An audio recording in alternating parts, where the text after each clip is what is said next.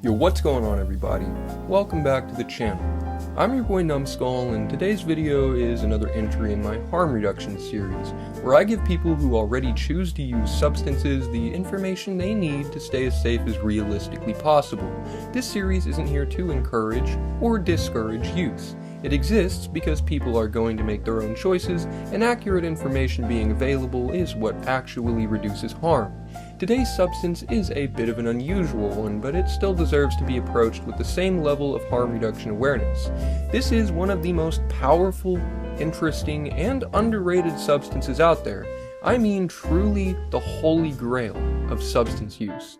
We're talking, of course, about shit gas, otherwise known as Jenkem.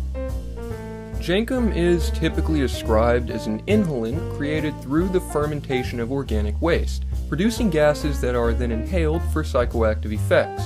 The primary components of concern in this context are gases like methane, hydrogen sulfide, and other byproducts of decomposition.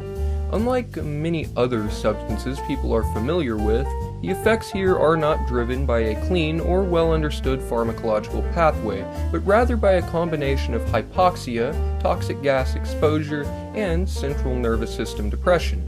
Because of this, one of the most important things to understand is that the effects associated with Jenkem are not selective or targeted. Inhalants in general do not act on specific receptor systems in a controlled way. Instead, they disrupt oxygen delivery and brain function broadly. This means that any perceived high from inhalants like this is coming at the cost of reduced oxygen to the brain and exposure to potentially toxic compounds, which introduces a completely different category of risk compared to most other substances. A major danger with substances in this category is hypoxia, or a lack of oxygen. When oxygen levels drop, the brain is one of the first organs affected. Even short periods of reduced oxygen can lead to dizziness, confusion, loss of consciousness, and in severe cases, brain injury or death.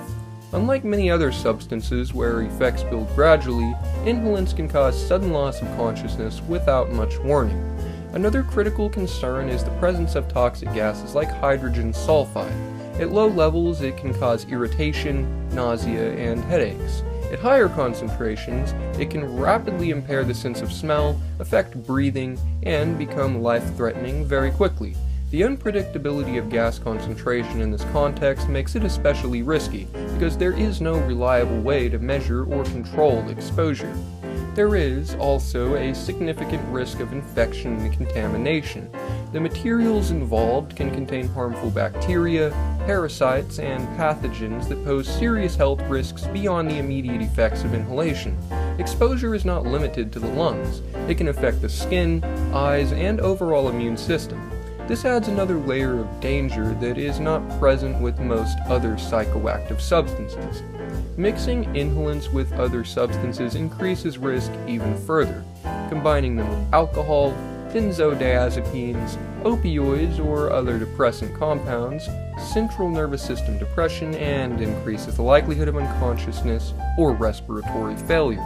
Because inhalants already impair oxygen delivery, adding other depressants can quickly become life-threatening. Environment also plays a major role in risk as well. Using in enclosed or poorly ventilated spaces increases the concentration of toxic gases and reduces available oxygen. This dramatically raises the chance of hypoxia, disorientation, and accidental injury. Loss of coordination and awareness can lead to falls or unsafe situations, especially if there are hazards nearby.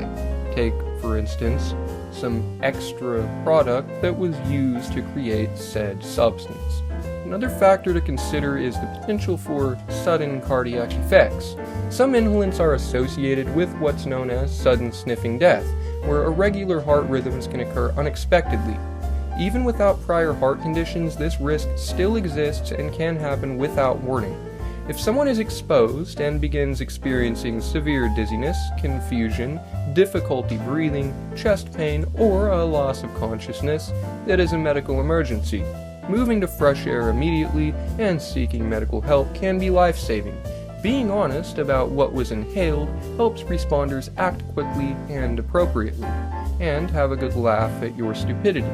To bring this all together, substances in this category carry risks that are fundamentally different from most other drugs. The effects are tied to oxygen deprivation and toxic exposure rather than a controlled pharmacological interaction. Because of that, the margin for error is extremely small, and the risks escalate quickly. Harm reduction is about understanding how something actually affects the body and making informed decisions based on that reality. If this video helped you learn something new, consider supporting the channel with a like and subscribe so more people can access accurate and important information like this. Comment letting me know if there's something specific you'd like to see out of me next, and pop on post notifications so you never miss out. Stay frosty, stay curious, and as always, stay safe out there. And with that, I will of course see all of you in the next one. Peace.